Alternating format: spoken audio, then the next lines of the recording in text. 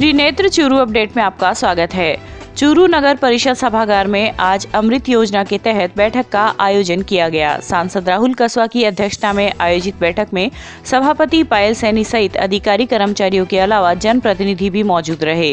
इस दौरान सांसद कसवा ने अमृत योजना के तहत किए गए विकास कार्यों की जानकारी ली, साथ ही लंबित पड़े कामों को जल्द पूरा करने के निर्देश दिए। इस मौके पर उन्होंने 5 जोन में से 1 व 2 का काम शुरू नहीं होने पर नाराजगी जताई, साथ ही पत्र लिखकर बजट की व्यवस्था करवाने का आश्वासन भी दिया। अमृत के अंदर चूरू जिले में 2 शहर हमारे शामिल हैं, चूरू और सुजानगढ़। इनकी एक हमने रिव्यू मीटिंग ली है क्योंकि काफ़ी पैसा इसमें सीवरेज के ऊपर लग रहा है, फ्लड वाटर को कंट्रोल करने लग रहा है, कुछ पार्क्स का लग रहा है।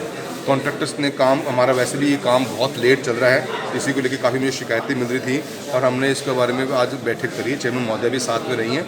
काफ़ी कुछ हमने सोचा कि कैसे इसको इम्प्रूवमेंट किया जाए। कुछ कमियां ऑफिसर्स के पार्ट पे रही होंगी, जिसके कारण हमारे शहर का 35% का हिस्सा रह गया जो आज भी सीवरेज लाइन से कनेक्टेड नहीं है। इसके लिए मैंने इनको कहा और बल्कि गवर्नमेंट ऑफ इंडिया का जो फंड आया था 100 करोड़ पे, उस पैसे को भी दोबारा रिटर्न करना पड़ा। बड़े चिंता का विषय है, जबकि इन्होंने लैंड का इशू बताया। लैंड मैंने बताया कि आप लैंड परचेज कर सकते हो, इट कैन बी मैनेज्ड, और वो करना चाहिए था, वो नहीं कर पाए, कुछ कारणवश रहे होंगे। इसके लिए उनको कहा गया है कि आप दोबारा से प्रपोजल तैयार कर लीजिए। साथ ही साथ जिन पार्क्स के ऊपर 2.5 से 3 करोड़ रुपये खर्च हुए हैं, उन पार्क्स का भी आज की तारीख में हालत बड़ी ख़राब है। उनको भी मैंने कुछ उनकी फ़ोटोग्राफ्स दिखाई हैं और उम्मीद करता हूँ कि उनको आप बारीकी से देखेंगे। शहर बड़ा है हमारा, शहर ज़िले का हेडक्वार्टर भी है और ओपन में कचरा पड़ा हुआ है। उसकी मैंने कुछ फोटोग्राफ्स ऑफिसर्स को दिखाई है। चेयरमैन महोदय से रिक्वेस्ट ये करेंगे हम कि आप इनको टाइटली लें और जो लोग अकाउंटेबल हैं, अकाउंटेबिलिटी फिक्स हो और उनकी पनिशमेंट भी फिक्स हो, क्योंकि पब्लिक मुंह देख रही है और एट लास्ट नेतृत्व को हम लोगों को, जनता को जवाब देना पड़ता है।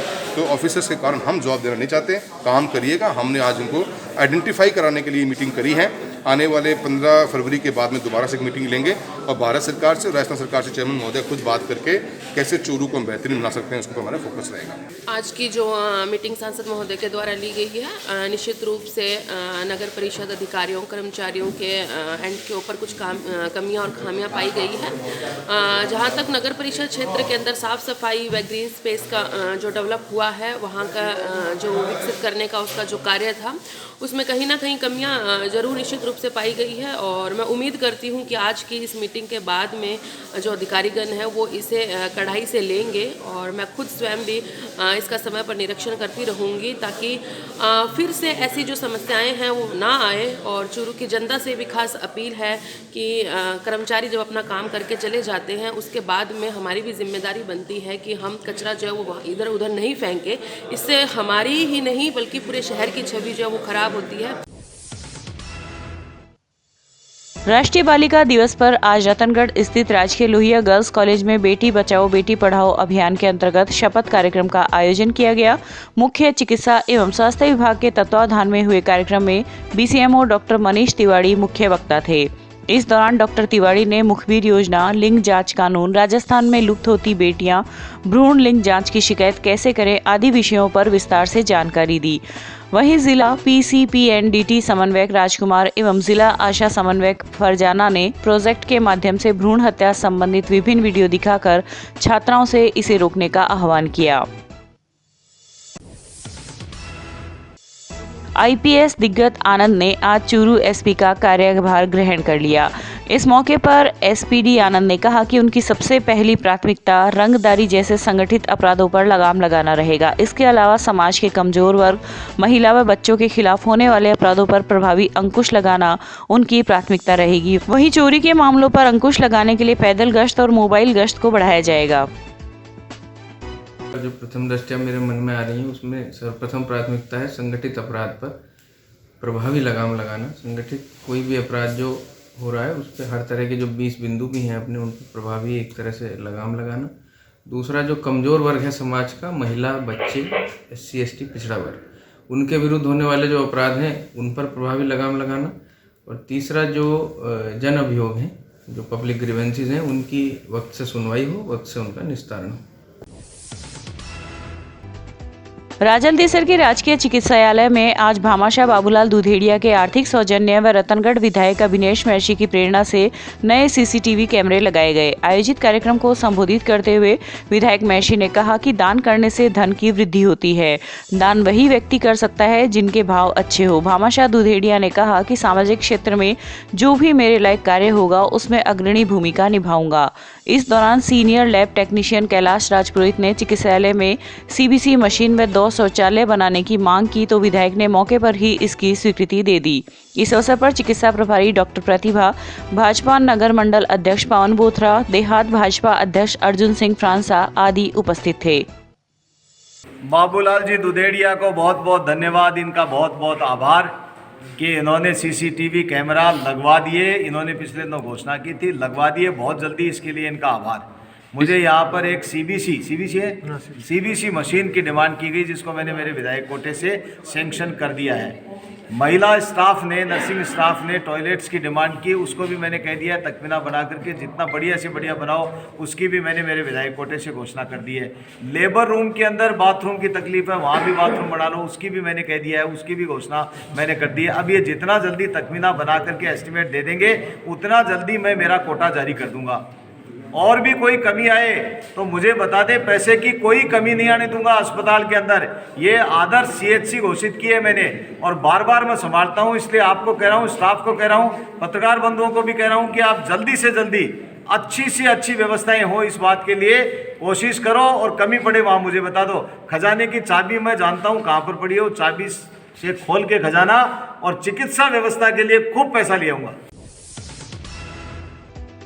रतनगढ़ तहसील के गांव मेलूसर में आज प्राथमिक उप स्वास्थ्य केंद्र का उद्घाटन बीसीएमओ डॉक्टर मनीष तिवारी व पीसीसी सदस्य कल्याण सिंह शेखावत ने किया। इस मौके पर शेखावत ने कहा कि विधायक भंवरलाल शर्मा के प्रयासों से गांव मेलूसर में उप स्वास्थ्य केंद्र खुला है। अब ग्रामीणों को उपचार के लिए गांव से दूर नहीं जाना पड़ेगा। बीसीएमओ तिवारी ने बताया कि केंद्र में 2 एएनएम उपस्थित रहेंगी। इस अवसर पर सरपंच प्रतिनिधि महावीर सिंह राठौड़, अटल बिहारी, आशाराम मेघवाल आदि उपस्थित थे। आज मेलूसर में सब सेंटर का अस्थायी बिल्डिंग में, जो कि किसान सेवा केंद्र में है, उसके सम्मानित ग्रामीण जनों के साथ उद्घाटन किया गया। इस अवसर पे जो है सरपंच महोदय साहब, पीसीसी मेंबर कल्याण सिंह शेखावत जी और यहाँ पे कार्यरत सिस्टर इंदिरा जी और मंजू गोस्वामी दोनों उपस्थित रहीं। साथ में सम्मानीय ग्रामीण जन भी उपस्थित रहे। इस सब सेंटर के उद्घाटन के साथ ही मेलूसर में प्राथमिक स्तर की सुविधाएं, जैसे कि सरकार की मंशा है उसके हिसाब से मिलती रहेंगी। गर्भवती महिलाओं को टीकाकरण की, प्रसव की सुविधा, छोटे बच्चों को टीकाकरण की सुविधा, और भी जो सरकार की तरफ से मुख्यमंत्री निरोगी राजस्थान के तहत मुफ्त दवाइयाँ और मुफ्त टेस्ट की सुविधा यहाँ पे जो सब सेंटर लेवल पर वो सारी उपलब्ध होगी। जिला एवं सेशन न्यायाधीश बलजीत सिंह द्वारा दिनांक 6 अगस्त 2021 को चूरू पदभार ग्रहण किया गया था। उनकी अनुशंसा पर सरदारशहर न्याय क्षेत्र के लिए एसीजेएम कोर्ट व जेएम कोर्ट की बिल्डिंग निर्माण हेतु राजस्थान उच्च न्यायालय द्वारा वित्तीय स्वीकृति जारी की गई। जिला एवं सेशन न्यायाधीश के कार्यकाल के दौरान न्यायाधिपति रामेश्वर व्यास द्वारा एसीजेएम व जेएम न्यायालय भवनों का शिलान्यास किया गया। सरदारशहर में एडीजे कोर्ट का स्थायीकरण किया गया और अब एडीजे कोर्ट की बिल्डिंग, अधिवक्ता चैम्बर्स, कैंटीन, न्यायार्थी परिसर व हॉल व पार्किंग व्यवस्था हेतु वित्तीय स्वीकृति प्राप्त हुई है, जिसके संदर्भ में आज जिला एवं सेशन न्यायाधीश बलजीत सिंह का सरदारशहर अभिभाषक संघ द्वारा अभिनंदन किया गया। हमारे जज साहब ने 6 अगस्त 2021 को जिला एवं सेशन न्यायाधीश के पद पर चूरू में ज्वाइन किया था। इनके पधारने के बाद चूरू न्याय क्षेत्र में कई नए न्यायालय खुले हैं। सरदार शहर में जेएम और एसीजेएम कोर्ट की बिल्डिंग की वित्तीय स्वीकृति आई थी। अब एडीजे कोर्ट स्थायी हुआ और एडीजे कोर्ट के बिल्डिंग निर्माण की वित्तीय स्वीकृति मिली है इन्हीं के कार्यकाल में और इन्हीं की सिफारिश से। उसमें 36 चैम्बर है, 2 लिफ्ट है, 1 कैंटीन है, पार्किंग है, न्यायार्थी परिसर है, 1 हॉल है। सरदार शहर क्षेत्र में इनके कार्यकाल में 5 महीनों में काफ़ी उन्नति हुई है और काफ़ी न्यायार्थी परिसर बने, न्यायालय के परिसर बने हैं। इसलिए हमने जज साहब का आभार अभिव्यक्त करने के लिए अभिनंदन पत्र भेंट करने का सरदार शहर अभिभाषक संघ की ओर से मानस बनाया था और उसी के तहत सरदार शहर अभिभाषक संघ की कार्यकारिणी के सदस्य हैं, जिनमें मैं अध्यक्ष हूँ, मेरे सचिव जगदीश प्रसाद जी माली हैं, महासचिव भागीरथ सिमर है, संयोजक दिलीप सिंह पवार है, कार्यकारिणी सदस्य नरेश भाटी, मोहसिन खान सांखला और बाबू सिंह राठौड़ यहाँ आए हुए हैं, क्योंकि कोविड गाइडलाइन की पालना करते हुए हमें 7 मेंबर्स के आने का ही निर्देश दिया था। इसलिए 7 बार के सदस्य आकर के और साहब का अभिनंदन किया है, माल्यार्पण किया है, शॉल भेंट किया है।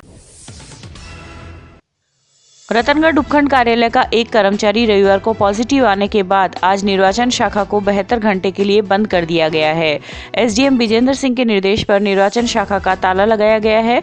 निर्वाचन शाखा में 2 डेपुटेशन कर्मचारियों सहित 6 कार्मिक वर्तमान में कार्यरत है, जिन्होंने आज अपनी कोरोना जाँच करवाई है तथा सभी कर्मचारी होम आइसोलेटेड है। चूरू के शिव कॉलोनी स्थित श्री ओंकारमल सर्राफ आदर्श विद्या मंदिर में आज ऑनलाइन प्रतिभा विकास प्रतियोगिता का आयोजन किया गया। आचार्य बाबूलाल प्रजापत, पार्वती शर्मा तथा रेखा प्रजापत के नेतृत्व में हुई प्रतियोगिता में प्रधानाचार्य भंवरलाल प्रजापत ने बताया कि प्रतियोगिता में विद्यार्थियों से स्वामी विवेकानंद, सुभाष चंद्र बोस तथा झांसी की रानी लक्ष्मीबाई की वेशभूषा में तैयार होकर फोटो मंगवाई गई। इनमें से चयनित सर्वश्रेष्ठ वेशभूषा वाले विद्यार्थियों को आगामी विद्यालय के किसी कार्यक्रम में सम्मानित किया जाएगा। इस कोरोना काल में भैया बहनों को स्कूल न बुलाकर ऑनलाइन शिक्षण कार्य चल रहा है। इसी क्रम में भैया बहनों को किसी न किसी गतिविधि से जोड़े रखने के लिए एक ऑनलाइन महापुरुष बनो प्रतियोगिता रखी गई, जिसमें विद्यालय के भैया बहन महारानी लक्ष्मीबाई, स्वामी विवेकानंद, नेताजी सुभाष चंद्र बोस के वेश में बनकर के अपनी प्रस्तुति व्हाट्सएप के माध्यम से हम सबको भेजा। इस प्रतियोगिता का परिणाम जारी किया जाएगा। जो भैया बहन फर्स्ट सेकंड रहेंगे उनको विद्यालय के किसी आगामी कार्यक्रम में पुरस्कार भी दिया जाएगा। धन्यवाद। रतनगढ़ में ऑटो रिक्शा के बेवजह चालान काटने की समस्या को लेकर सामाजिक कार्यकर्ता पुष्पलता मंडार के नेतृत्व में चालकों का शिष्टमंडल आज डीवाईएसपी हिमांशु शर्मा से मिला। मंडार ने डीवाईएसपी को अवगत करवाया कि स्थानीय पुलिस ऑटो चालक का बेवजह चालान काट रही है, जिसमें गरीब ऑटो चालक मजदूरी करके अपनी आजीविका चलाते हैं। उन लोगों को काफी परेशानी का सामना करना पड़ता है। साथ ही शहर की क्षतिग्रस्त सड़कों से वाहनों को हो रहे नुकसान को भी अवगत करवाया गया तथा तहसीलदार को ज्ञापन देकर क्षतिग्रस्त सड़कों की मरम्मत करवाने की मांग की गई। एसोसिएशन की तरफ से एक इन लोगों की मांग ये थी कि कई बार हम लोगों के जो चालान काटे जाते हैं वो नाजायज़ ही कट जाते हैं। कई बार वाजिब करते हैं, कई बार नाजायज़ कट जाते हैं। तो जो नाजायज़ काटे जाते हैं उनको रोका जाए और बजरंग जी को या तो समझाइश कर दी जाए और या फिर उनको दूसरी जगह शिफ्ट कर दिया जाए, दूसरी जगह ट्रैफिक में लगा दिया जाए, यहाँ किसी नए को लगा दिया जाए। एक तो ये वाली बात थी। दूसरी, इनसे सर से पहले एक मुलाकात में कोई उस लावारिस बच्चे को उसके माता पिता तक पहुंचाने की बात इनसे निवेदन की थी, तो उसमें इन्होंने बहुत हेल्प की थी डीएसपी साहब ने। तो मैंने कहा इनको थैंक्स भी कह देते हैं, इसलिए इनको धन्यवाद ज्ञापित करने भी आए थे। और ज्ञापन का मुख्य कारण यही था कि टेम्पो वाले जो हैं उन लोगों को नाजायज़ परेशान ना किया जाए। गरीब तबका है और गरीब तबका अपना कमा के खाता है, तो उसके साथ में सहयोग की भावना और सद्भावना रखी जाए। चूरू सभापति पायल सैनी की अध्यक्षता में आज नगर परिषद सभागार सभा की बैठक का आयोजन किया गया। बैठक में सभापति सैनी ने बताया कि बजट वर्ष 2022-23 के अनुमोदन, 2 सेक्टर जोनल प्लान के अनुमोदन, मेडिकल कॉलेज हेतु आवंटित भूमि के अनुमोदन, अल्पसंख्यक छात्रावास हेतु भूमि आवंटन व स्टेशनरी क्रय काल की एकल निविदा में प्राप्त न्यूनतम दर के अनुमोदन सहित कई बिंदुओं पर बजट पास किया गया। इस अवसर पर अधिशासी अभियंता पूर्णिमा यादव, लेखाधिकारी चेनाराम बेनीवाल, सहायक विधि परामर्शी धर्मपाल शर्मा आदि मौजूद थे। सदन के बारे में जो आज मीटिंग बुलाई गई है वो तो बहुत हम चेयरमैन साहिबा को बधाई देते हैं कि आज 7 महीनों में इनके कानों के जूर उनकी है, तो ये इसने मीटिंग बुलाई है। पर इस मीटिंग बुलाई का औचित्य क्या है? इस एक जोनल प्लान आज नहीं होता इसमें एजेंडा, तो ये मीटिंग नहीं बुलाते। और ये मीटिंग इसीलिए बुलाई गई है कि इसमें ये प्लान सम्मिलित किया गया। उसी में इन्होंने बोर्ड देखिए बजट की मीटिंग है, इसका क्या औचित्य था आज मीटिंग का, बोर्ड की मीटिंग का इसमें रखने का? क्योंकि ये जानते हैं कि हमारे बोर्ड की मीटिंग पास होगी नहीं मीटिंग आगे हिम्मत भी नहीं है मीटिंग बुलाने के लिए। तो ये 7 महीनों से 4 महीना, आज 26 महीनों से 4 मीटिंगें बुलाई गई है। हम जोन प्लान है, मेडिकल कॉलेज है, जो अल्पसंख्यक की भूमि है, इसमें कोई हमारा विरोध नहीं है। ये तो शहर की समस्या है, ये बहुत बड़ी अच्छी बात है करे तो। हमारा इसमें कोई मुद्दा गलत नहीं है, हमारा विचार गलत नहीं है। पर मैडम में और ये जो नगर परिषद है, इसकी नीयत अच्छी नहीं है। रतनगढ़ के गांव लोहा के राजकीय माध्यमिक विद्यालय का आज जिला शिक्षा अधिकारी और मुख्य ब्लॉक शिक्षा अधिकारी ने निरीक्षण किया। इस दौरान जिला शिक्षा अधिकारी अहमद निसार खान और मुख्य ब्लॉक शिक्षा अधिकारी भवनलाल डूडी ने छात्र छात्राओं को सम्मेलन प्रदान किया तथा प्रतिभावान विद्यार्थियों को पुरस्कार प्रदान कर सम्मानित किया। इस अवसर पर प्रधानाध्यापक नरेश चंद्र तालनिया, विद्यालय के वरिष्ठ अध्यापक सुभाष चंद्र परिहार, सरोज बिजारनिया आदि उपस्थित थे।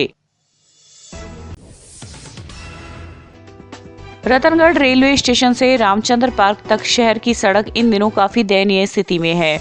विभिन्न संगठनों द्वारा जिला कलेक्टर, उपखंड अधिकारी, पालिका अध्यक्ष एवं ईओ को ज्ञापन देकर इस मार्ग को दुरुस्त करवाने की मांग भी की जा रही है। आमजन को राहत देने के उद्देश्य से पालिका ने इस सड़क के दुरुस्तीकरण का कार्य शुरू कर दिया है। अशोक स्तंभ से लेकर घंटाघर तक की सड़क का पालिका ने पेचवर्क का कार्य शुरू भी कर दिया है। वहीं सड़क के बीच में आने वाले गड्ढों को सीमेंट व बजरी डालकर भरा गया है ताकि वाहन चालकों को राहत मिल सके। चूरू के शिव कॉलोनी स्थित श्री ओंकारमल सर्राफ आदर्श विद्या मंदिर के निर्माणाधीन दूसरी मंजिल का आज सर्राफ परिवार के पदाधिकारियों द्वारा अवलोकन किया गया। इस अवसर पर आदर्श शिक्षण संस्थान के जिला अध्यक्ष मदन लाल प्रजापत ने श्याम सुंदर सर्राफ व जगदीश सर्राफ को भवन का अवलोकन करवाते हुए विद्यालय के निर्माण कार्य तथा भौतिक संसाधनों के बारे में अवगत करवाया। रतनगढ़ नेशनल हाईवे 11 पर जयपुर रोड स्थित एक कार के शोरूम से चोरों ने करीब 7 लाख रुपए की कीमत की नई कार सहित अन्य सामान की चोरी कर ली। घटना का पता सोमवार को चला। इस संबंध में शोरूम के मैनेजर, वार्ड संख्या 19 निवासी हमीद मणियार की रिपोर्ट पर पुलिस ने मुकदमा दर्ज कर जांच शुरू कर दी है।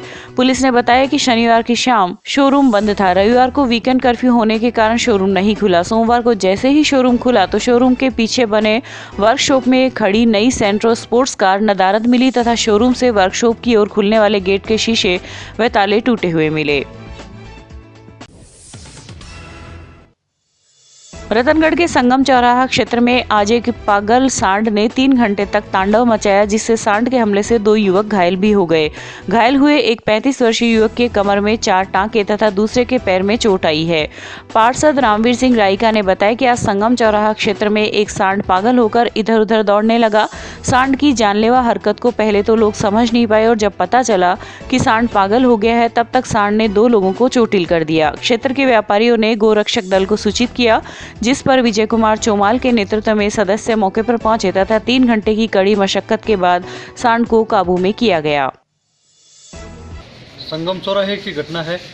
संगम चौराहे पे एक सांड पागल हो गया था, आवारा घूम रहा था, 2 दिनों से बीमार भी था शायद। इसने 2-3 लोगों को घायल कर दिया है। 2 लोगों के तो चोटें भी इतनी ज़्यादा ही गई। एक व्यक्ति ज्ञान सिंह नाम का जो व्यक्ति संगम चौराहे पे काम करता है, उसके तो 3-4 टांके भी आए हैं। गोरक्षा दल के सहयोग से आवारा सांड को 2-3 घंटे की मकसद करके पकड़ा गया है। नगरपालिका प्रशासन, स्वास्थ्य विभाग को भी अवगत करवाया गया, लेकिन अभी तक आवारा सांड को वहीं पे बांध के छोड़ा गया। कोई विभाग मौके पर नहीं पहुंचा है। कार की सर्विस करवाकर सरदार शहर लौट रहे 3 दोस्त आज शाम सड़क दुर्घटना में घायल हो गए। घायलों को राजकीय अस्पताल में भर्ती करवाया गया, जहां पर तीनों को बीकानेर रेफर किया गया है। सूचना पर पुलिस मौके पर पहुंची तथा घटना की जानकारी ली। प्राप्त जानकारी के अनुसार सरदार शहर निवासी 35 वर्षीय योगेश जाट अपनी कार की सर्विस करवाने के लिए अपने 2 दोस्त 23 वर्षीय सुभाष शर्मा एवं 30 वर्षीय रविकांत माली के साथ रतनगढ़ आया था। वापस जाते समय मालासर टोल नाका के पास होटल के सामने पशु चारा से भरी खड़ी ट्रॉली से कार अनियंत्रित होकर टकरा गई, जिससे कार में सवार तीनों दोस्त घायल हो गए। रतनगढ़ पुलिस ने गश्त के दौरान 2 अलग अलग स्थानों पर कार्रवाई करते हुए अवैध शराब के साथ एक व्यक्ति को गिरफ्तार किया है। वहीं दूसरा मौके से फरार हो गया। घटना रविवार की रात रतनगढ़ तहसील के गांव खुडेरा बड़ा की है। पुलिस ने अवैध शराब को जब्त कर 2 अलग अलग मामले दर्ज किए हैं। पुलिस ने बताया कि एएसआई जगदीश सिंह में जाप्ता के साथ रविवार की रात गश्त कर रहे थे। इस दौरान मुखबिर से सूचना मिली कि गाँव खुडेरा बड़ा में 2 लोग सड़क किनारे अवैध रूप से शराब की बिक्री कर रहे हैं, जिस पर पुलिस मौके पर पहुंची तथा गांव के ही 70 वर्षीय एक व्यक्ति को गिरफ्तार कर लिया। वहीं जुहारपुरा निवासी 30 वर्षीय व्यक्ति मौके से शराब को छोड़कर फरार हो गया।